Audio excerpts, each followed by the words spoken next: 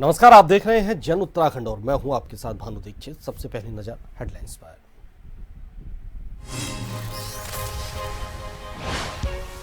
CM Dhami ने green Chardham यात्रा संचालित करने का किया आह्वान। सरकार का पर्यावरण संरक्षण पर जोर, बिना प्लास्टिक के यात्रा करने के लिए किया जाएगा प्रेरित।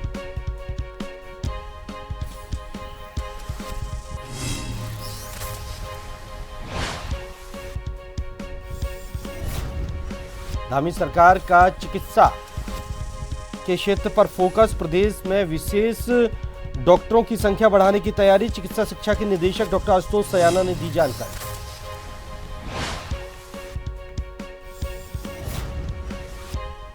टीडीडीएम ने शिक्षा विभाग के अधिकारियों के साथ की बैठक।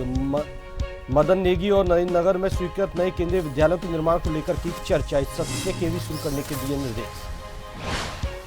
नैनीताल हाईकोर्ट ने 4 लेन रोड के लिए 3300 पेड़ों के कटान पर लगाई रोक। जंगल बचाने का आदेश, राज्य सरकार को अनुमतियां कोर्ट में पेश करने के निर्देश। अगली सुनवाई 21 मार्च को।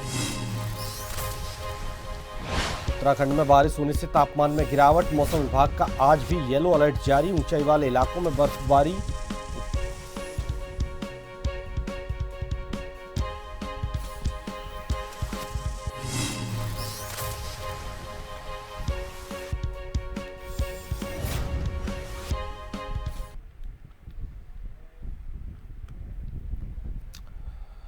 खबरें विस्तार से। उत्तराखंड की धामी सरकार एक के बाद एक नए लक्ष्य निर्धारित कर रही है, जिससे राज्य विकास पथ पर अग्रसर हो सके। मुख्यमंत्री धामी ने कहा कि ग्रीन गेम्स के बाद अब ग्रीन चारधाम यात्रा संचालित करने का आह्वान किया जाएगा। आपको बता दें कि ग्रीन यात्रा की थीम पर पर्यावरण को संरक्षित करने और बिना प्लास्टिक के यात्रा करने के लिए प्रेरित किया जाएगा। नहीं, देखिए, अभी ग्रीन गेम्स हमने आयोजित किए और उसका एक बड़ा अच्छा प्रभाव पूरे देश के अंदर गया है। लोगों के अंदर एक संदेश गया है। उसी आधार पर पर्यटन भी हमारे ग्रीन पर्यटन के एक थीम पर, एक मिशन के तहत आगे बढ़ेंगे। इसके लिए हम आने वाले सभी लोगों से प्रचार के माध्यम से, अन्य माध्यमों से उनसे और ज्यादा विस्तार से जानकारी लेंगे हमारे सहयोगी हिमांशु बरमूला के साथ, जो सीधे तौर से हमारे साथ जुड़े हुए हैं देहरादून से। हिमांशु, ग्रीन गेम्स के बाद ग्रीन चारधाम यात्रा शुरू करने का आह्वान किया है मुख्यमंत्री पुष्कर सिंह धामी ने। पहले ये बताइए, आखिर ये ग्रीन चारधाम यात्रा का कॉन्सेप्ट क्या है, इसके पीछे मकसद क्या है?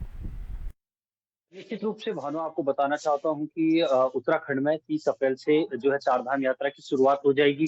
30 अप्रैल को अगर बात करें तो गंगोत्री और यमुनोत्री धाम के कपाट खुल जाएंगे और 2 मई को केदारनाथ धाम के कपाट खुल जाएंगे और उसके बाद जो 4 मई है, इस दिन जो है श्री बद्रीनाथ धाम के कपाट खोल दिए जाएंगे। यानी कि 4 मई से उत्तराखंड में चारधाम यात्रा का पूर्ण रूप से शुभारंभ हो जाएगा और पूरी तरीके से चारधाम यात्रा सुचारू हो जाएगी। हालांकि धाम खुलने की जो तिथियां हैं वो 30 अक्टूबर से शुरू हो जाएंगी। इस बार जो है सरकार लगातार पहले से तैयारियां कर रही है और तैयारियों के मद्देनजर एक नई चीज सामने निकल कर आई है कि वो जो तैयारियों के संबंध में जब मुख्यमंत्री पुष्कर सिंह धामी ने सचिवालय में बैठक ली तो उन्होंने साफ तौर पर कहा था कि इस बार की जो यात्रा है उसे ग्रीन चारधाम यात्रा के तौर पर आयोजित किया जाएगा। यानी कि जो सिंगल यूज प्लास्टिक है उसका जो व्यापक स्तर पर प्रचार प्रसार है वो किया जाएगा, ताकि जो प्लास्टिक है, जो श्रद्धालु उत्तराखंड आते हैं और जो प्लास्टिक बैग्स के सामान होते हैं उनको वो इधर उधर ना फेंके, उनको एक जगह पे एकत्रित करें। इसके साथ ही साथ जो आमतौर पर देखा गया है कि यात्री पहाड़ों में, जंगलों में आमतौर पर इधर उधर निकल जाते हैं, लेकिन इस बार उनके लिए शौचालय की पहले से ही पूर्ण तरीके से व्यवस्था की जाएगी।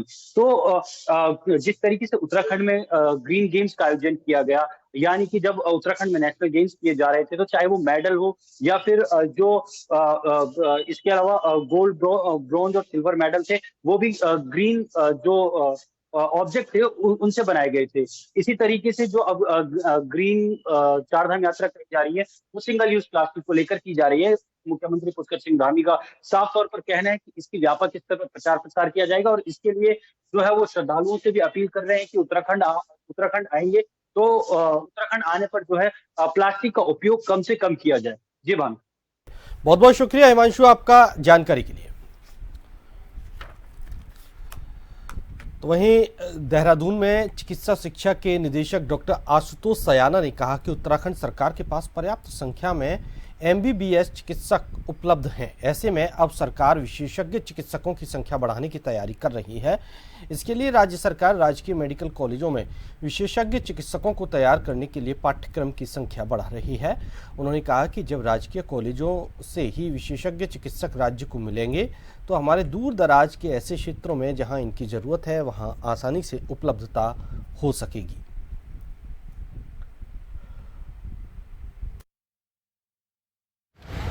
मेडिकल कॉलेज जहाँ पर जो है पढ़ाई होती है, हमारे लैब होते हैं, जहाँ पे छात्रावास है, जहाँ पे जो है लाइब्रेरी होती है, वो वाला परिसर जो है हमारा थोड़ा सा पीछे चल रहा था।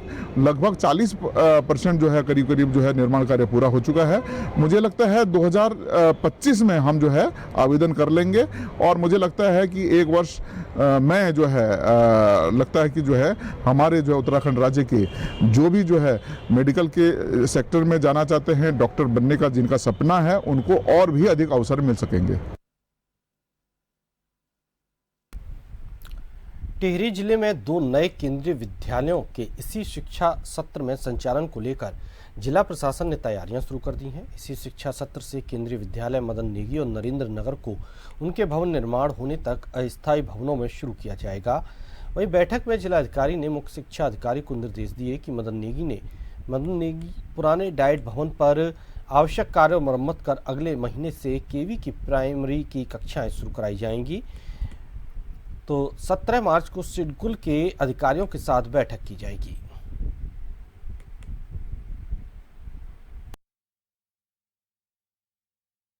जैसे 2 केवी हमारे स्वीकृत हुए जनपद में, तो एक नरेंद्र नगर में है और एक मदन नेगी में है। मदन नेगी में भूमि का चयन और जो बिल्डिंग है उसका चयन हमने कर लिया है और इसमें सिडकुल के माध्यम से और जहाँ पे उनकी भी ज़मीन है और राजस्व विभाग का 17 और 18 तारीख को हमने फील्ड निरीक्षण रखा है, जिसमें हम फाइनल डिमार्केशन लैंड का कर लेंगे और जो बिल्डिंग्स हैं डाइट की बिल्डिंग, उनमें हम प्रयास करें कि वहीं पर हमारा स्कूल तब तक चालू हो जाए। दूसरा, नरेंद्र नगर में भी बिल्डिंग की हमने जो व्यवस्था वो कर ली है और वहाँ पर भी बेसिक रिपेयर का काम अप्रैल माह में शुरू हो जाए। तो वहीं आपको बता दें कि उत्तराखंड के सभी जनपदों में आज बारिश होने की संभावना जताई जा रही है। देहरादून में देर रात से बूंदाबांदी शुरू हुई, जिससे तापमान में भी हल्की गिरावट आई है। पर्वतीय क्षेत्रों में 3200 मीटर और उससे अधिक ऊंचाई वाले क्षेत्रों में बर्फबारी होने की संभावना है। मौसम विभाग ने बारिश को लेकर येलो अलर्ट भी जारी किया है। 16 मार्च को भी प्रदेश भर में बारिश का येलो अलर्ट है, जबकि 17 मार्च को 5 जनपद में बारिश होगी। उत्तरकाशी, चमोली, रुद्रप्रयाग, पिथौरागढ़ और बागेश्वर में बारिश होने की संभावना है। 18 और 19 मार्च को मौसम साफ रहेगा, लेकिन 20 मार्च को एक बार फिर मौसम बदलने का अनुमान है।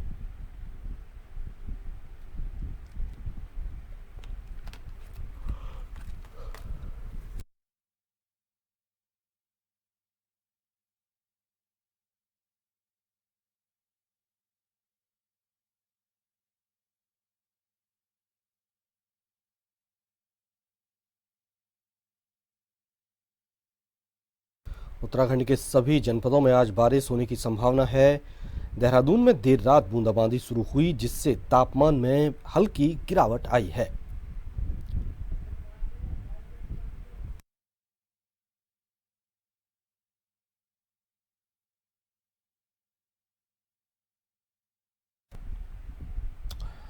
और ज्यादा जानकारी के लिए हमारे साथ ब्यूरो चीफ एसएन पंत जुड़े हुए हैं।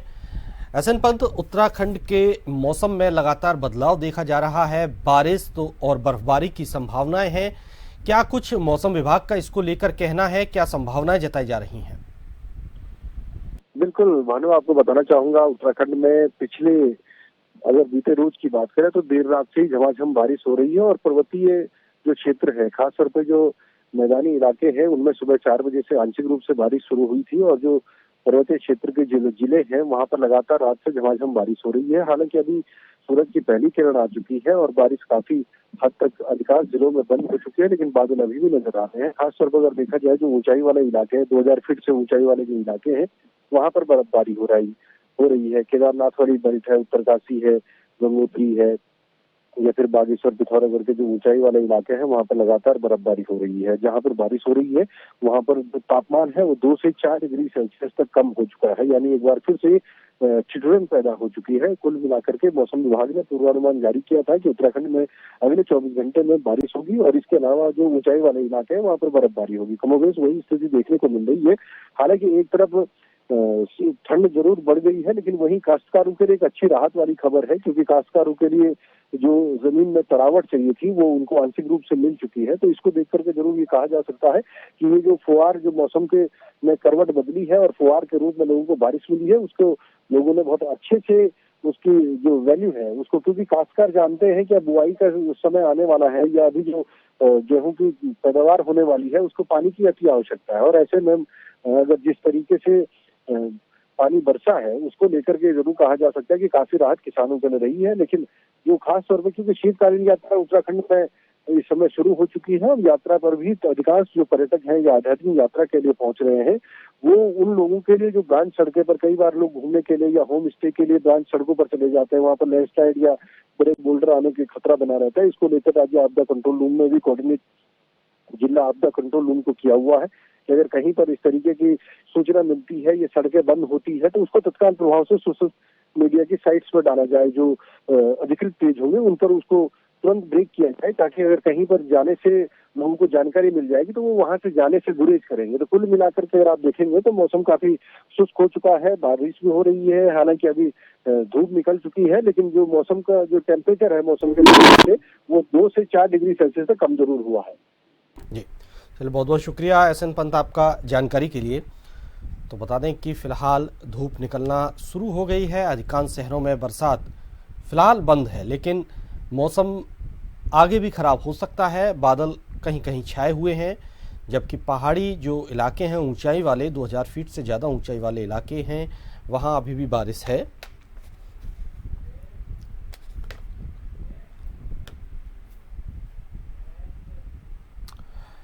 फिलहाल हम रुकेंगे एक छोटे से ब्रेक के लिए।